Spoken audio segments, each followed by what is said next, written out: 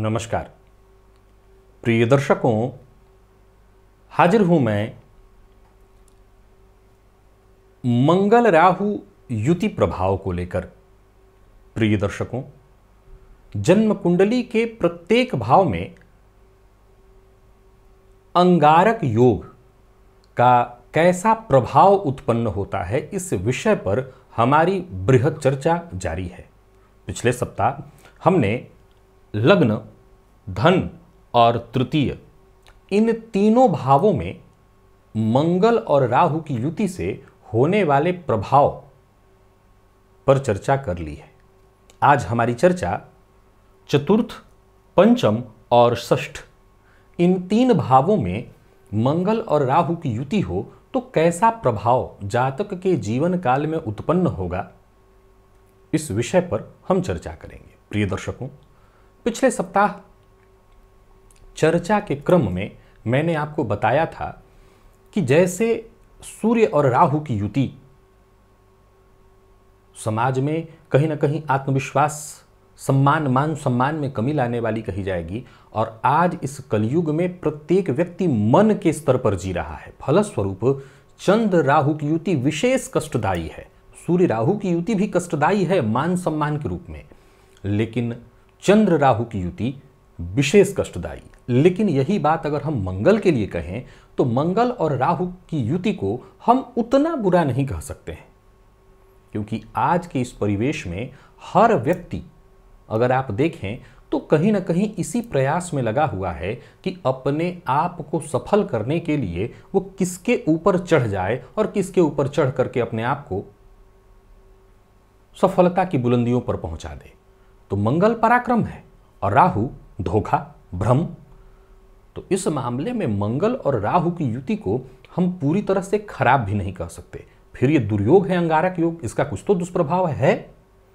जाहिर सी बात है कि जब आप ऐसी सोच रखेंगे तो समाज में ये बात छुपी तो रह नहीं जाएगी, तो इसके चलते आपकी बदनामी, आपकी छवि खराब, और कई बार ये दुर्योग कुछ अपना दुष्प्रभाव भी उत्पन्न करेगा। देखिए, जन्म कुंडली में कोई भी योग हो, चाहे वो राजयोग हो या दुर्योग, हमेशा ये ध्यान रखना है यत् पिंडे तत् ब्रह्मांडे।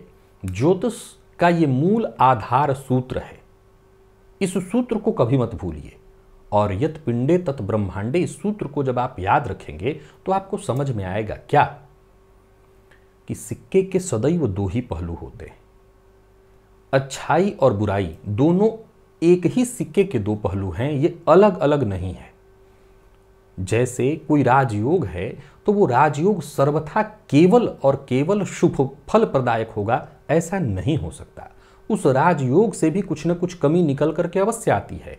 वैसे ही दुर्योग है, दुर्योग केवल और केवल कष्ट प्रदायक हो, ऐसा नहीं हो सकता। उस दुर्योग से भी कुछ न कुछ लाभ अवश्य देखने को मिल जाता है। अगर हम बात करें मंगल और राहु की युति, ये अंगारक योग चतुर्थ भाव में बना हुआ हो तो कैसा प्रभाव देगा। पहले योगों की चर्चा, चूंकि ये बातें मैं इसलिए दोहरा रहा हूं ताकि आप लोगों के दिमाग में ये बातें सारी बैठ जाएं, आपको फिर इस पर कोई प्रश्न न उठाना पड़े, कोई दिमाग में प्रश्न ना आए। योग हो या दुर्योग, इस बात का सदैव ख्याल रखिएगा। मैंने पिछले दिनों प्रमाण दिया था कि 12 अंश की दूरी, दोनों के बीच गैप 12 अंश का। तो राहु और मंगल की युति का प्रभाव हमें देखना है, तो ये जरूर देखना है कि जन्म कुंडली के जिस भाव में भी ये योग या दुर्योग, आप इसको मानिए, बना हुआ है, तो इन दोनों ग्रहों के बीच दूरी कितनी है, गैप कितना है इन दोनों के बीच, तभी आप इसके प्रभाव को समझ सकेंगे। 12 अंश से अधिक की दूरी है तो बेहद सामान्य नगण्य प्रभाव मिलने लगता है, कम प्रभाव। लेकिन 12 अंश से भीतर है तो इसका संपूर्ण प्रभाव, विशेषकर एक नक्षत्र में हो तो और ज्यादा प्रभाव। अब ये जो जन्म कुंडली का चौथा भाव है, ये आप सभी जानते हैं काल पुरुष की कुंडली में यहां पर कर्क राशि होती है, अर्थात चंद्रमा की राशि। इस भाव से सुखों का विचार होता है, इस भाव से मित्रों का विचार होता है, इस भाव से स्व उपार्जित संपदा का विचार होता है। ये आपके मां का घर है। जन्म कुंडली में माता का विचार चतुर्थ भाव से किया जाता है, मित्र का विचार इस भाव से किया जाता है, धोखे का विचार, नौकर चाकर, समाज का विचार भी इस भाव से किया जाता है। यहां पर अंगारक योग लगने से कुछ न कुछ परेशानियां देखने में आती हैं। और वो परेशानियां क्या हैं? तो जातक की माता के स्वास्थ्य में परेशानी का होना, नित्य निरंतर कोई न कोई परेशानी जातक की माता को ग्रसित किए रहे, स्वास्थ्य में उनके परेशानी, जोड़ों में दर्द इत्यादि की शिकायत। काल पुरुष की कुंडली में इस भाव को हृदय कहा गया है। इस भाव में ये योग होने के कारण हृदय जन्य पीड़ा, हृदय से संबंधित परेशानी, व्यथित रहना, मानसिक रूप से अशांत रहना, चिड़चिड़ा स्वभाव, जातक की माता का जो स्वभाव है चिड़चिड़ा गुस्सैल हो जाना, फलस्वरूप घर का वातावरण कलहमय हो जाए।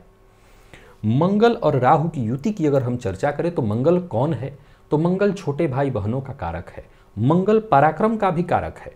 फलस्वरूप मंगल राहु के साथ हो तो छोटे भाई बहनों के साथ भी परेशानी, घर में कलह का वातावरण, ये कारण छोटे भाई बहन से परेशानी हो, फलस्वरूप माता पिता भी उसमें इन्वॉल्व हो और घर का माहौल खराब हो। मित्रों से भी ऐसे लोगों को जीवन काल में कभी न कभी धोखा मिलता है। जिस पर आपने संपूर्ण रूप से भरोसा किया हुआ हो वो ठगता है। ये जनता का भी भाव है। तो राहु मंगल की युति होने के कारण आपके भी कुछ कृत्य ऐसे होते हैं जिसके चलते जनता में भी कहीं ना कहीं आपके लिए, जनमानस में आपके लिए कोई बहुत अच्छी छाप नहीं कही जा सकती है। कहीं ना कहीं आपको लोग ऐसा मानते हैं, अरे व्यक्ति काम निकल जाएगा, फिर नहीं पहचानेगा, ये धोखा दे देगा। तो मंगल राहु की युति से ये दुष्प्रभाव देखने को आएगा। जन्म कुंडली के चतुर्थ भाव में राहु मंगल की युति को मैं बहुत श्रेष्ठ नहीं कहूंगा। तो क्या केवल और केवल ही बुराइयां हैं, कुछ अच्छाइयां नहीं है? बिल्कुल है। यहां बैठे राहु मंगल की संपूर्ण सातवीं दृष्टि दसम भाव पर होगी। फलस्वरूप ऐसा जातक उच्च कोटि का जुगाड़ू प्रवृत्ति का होगा। हां, अब जुगाड़ करने वालों के जीवन में एक तकलीफ तो देखने में आती है कि जरूरी नहीं है कि हर बार आपका जुगाड़ एकदम परफेक्ट ही हो। कई बार आप बहुत मेहनत करते हैं और रिजल्ट बहुत कमजोर आता है आपके पास, तो ये संभावना होगी। लेकिन हाँ, ये सत्य है कि चूंकि एक और बात आपको ध्यान में रखना होगा कि चौथे भाव में काल पुरुष की कुंडली में कर्क राशि बनती है, फलस्वरूप मंगल कहीं ना कहीं यहां कमजोर हो जाते हैं। राहु के दुष्प्रभाव या प्रभाव को देखना है तो ये बात भी सदैव ध्यान में रखना है कि वो जिसके साथ बैठे हैं, जिसके साथ युति में आ रहे हैं, वो ग्रह है कैसा। तो मंगल पराक्रम है। मंगल के साथ राहु का आना व्यक्ति को पराक्रमी, उद्यमी बनाएगा, संघर्ष करने वाला बनाएगा, बुद्धिमान बनाएगा, चतुर बनाएगा, धूर्त भी बनाएगा। लेकिन यहां पर एक बात है कि मंगल स्वयं यहां पर काल पुरुष की कुंडली में नीच राशि की स्थिति में होते हैं। फलस्वरूप राहु के साथ होने के कारण जातक को धोखा ज्यादा मिलता है। ऐसा जातक जब भी भूमि, भवन, वाहन से संबंधित कार्य करने चलेगा, उसमें या तो धोखा या परेशानी आए। वाहन वो खरीदना, उसको दिक्कत आएगी, खरीदता है तो वाहन में बार बार परेशानी उत्पन्न होगी, खराब होना, बिगड़ना, उसके चलते उसको दिक्कत आएगी। ऐसा जातक कोई बड़ी फैक्ट्री या संपदा का मालिक है तो वहां पर उसके जो नीचे के वर्कर हैं, उसके काम करने वाले, वो धोखा दे देंगे, वो ऐसी स्थिति उत्पन्न करेंगे जिसके चलते जातक निरंतर परेशान रहे। तो कुल मिलाकर के यहां पर चतुर्थ भाव में राहु मंगल की युति से टेंशन, परेशानी, समाज में छवि खराब होना, ऐसी स्थिति उत्पन्न होगी। अच्छाई बस इतना ही है कि ऐसा जातक होगा तेज, चालाक, बुद्धिमान होगा और अपनी बुद्धिमत्ता से ही अपने सारे काम वो चलाएगा, उसी से उसका घर गृहस्थी चलता रहेगा। लेकिन कहीं ना कहीं इस चौथे भाव में मंगल राहु की युति से कष्ट, मानसिक अशांति, परेशानी निरंतर उसका पीछा नहीं छोड़ेगी, वो परेशानी रहेगी। पंचम, ये भाव आपके संतान का है, ये भाव आपके प्यार का है, ये भाव आपकी शिक्षा का है, ये भाव आपकी बुद्धिमत्ता, आपके ज्ञान का है। देखा जाए तो जन्म कुंडली का पंचम भाव देखा जाए तो 9वें से 9वां होता है। आपके पूर्व जन्म के बारे में भी ये भाव धर्म, धार्मिक कृत्य, ये धर्म का भाव है तो धर्म से धर्म, इस भाव से बहुत कुछ जाना जा सकता है। पंचम भाव में भी राहु मंगल की युति को मैंने शिक्षा में बाधा उत्पन्न करते हुए, हालांकि मैं फिर दोहराऊंगा, जैसे मैंने यहां कहा कि जातक तेज, चतुर, चालाक होता है, वो यहां भी होता है। उच्च कोटि का बुद्धिमान होता है। शॉर्टकट में बड़ा कैसे पाया जाए, थोड़े से प्रयास से इतना कैसे पाया जाए, ये इससे कोई पूछे।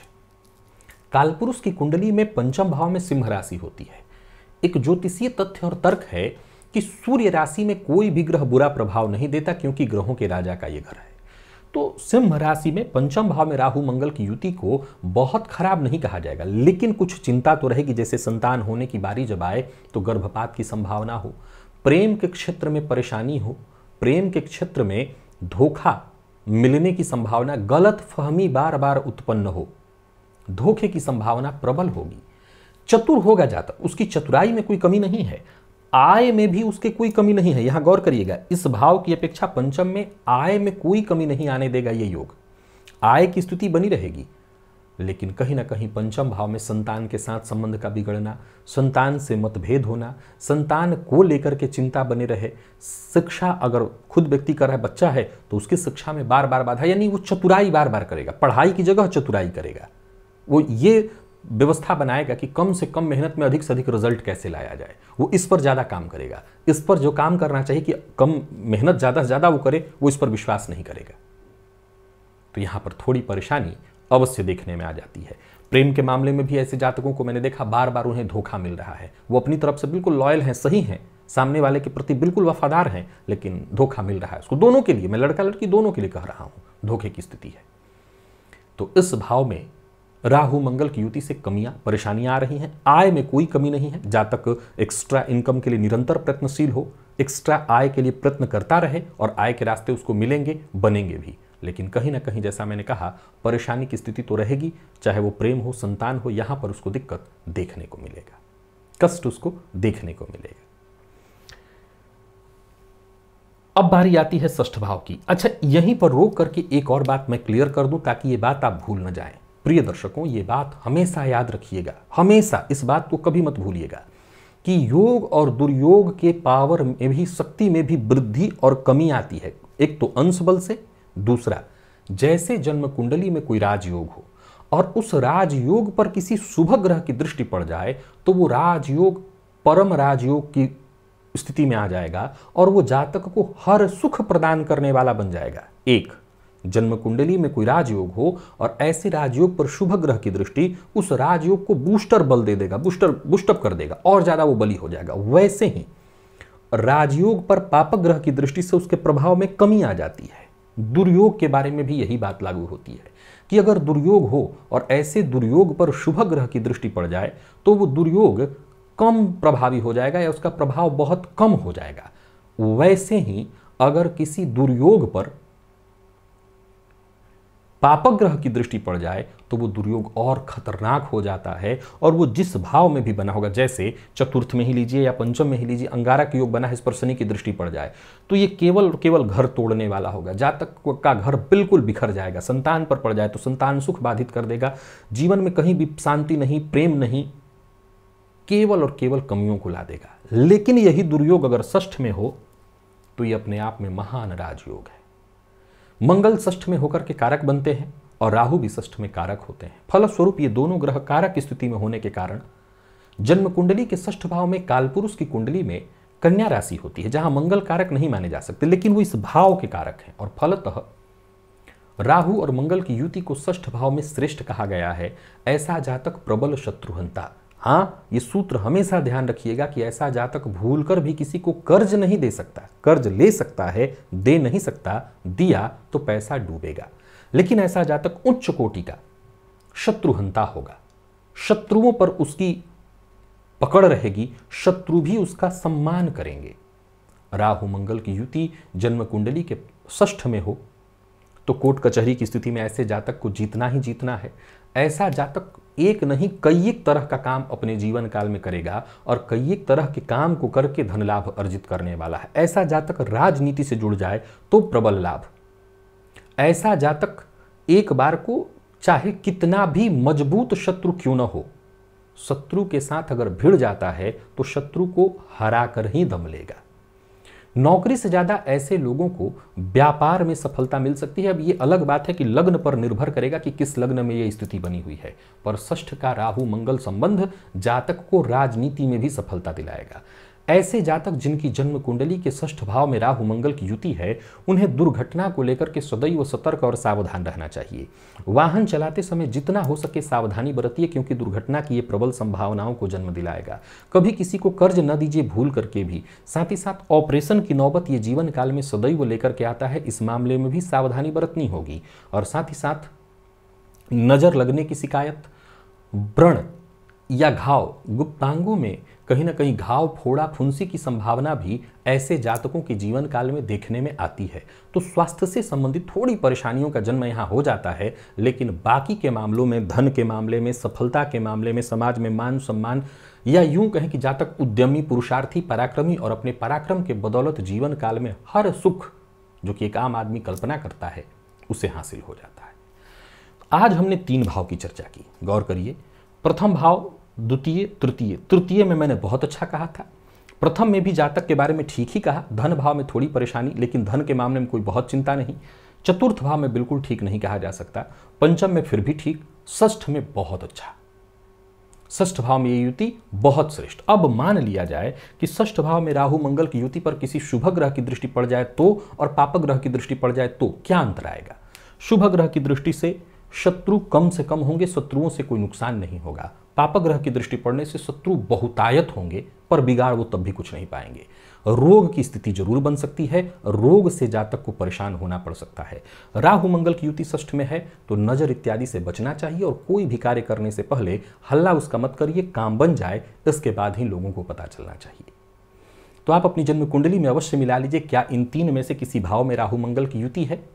अब एक बात और प्रायः लोगों के मन में उत्पन्न होता है कि संभव है कि यहां राहु मंगल के साथ कोई और भी ग्रह एक बैठा हो, तब उसको देखना होगा वो ग्रह कैसा है, वो कैसा ग्रह है, कौन सा ग्रह है, और फिर उसके हिसाब से प्रभाव में थोड़ा बदलाव तो जरूर आ जाएगा। लेकिन अब वो देखना होगा कि वो ग्रह है कौन। जैसे शनि होने से अलग प्रभाव आएगा तो शुक्र होने से अलग, गुरु होने से अलग तो चंद्रमा होने से अलग। अब ये देखना होगा कि वो तीसरा ग्रह कौन है या चौथा ग्रह कौन है, उसके बाद ही उसके प्रभाव को तय किया जाएगा। लेकिन हाँ, अंगारक योग का जो प्रभाव मैंने आपको बताया है, अगर आपकी जन्म कुंडली में ये योग है, ये स्थिति है, तो आप मान करके चलिए कि लगभग भाव में राशि के होने से थोड़ा अंतर जरूर आए, लेकिन बाकी लगभग प्रभाव ऐसा ही होगा।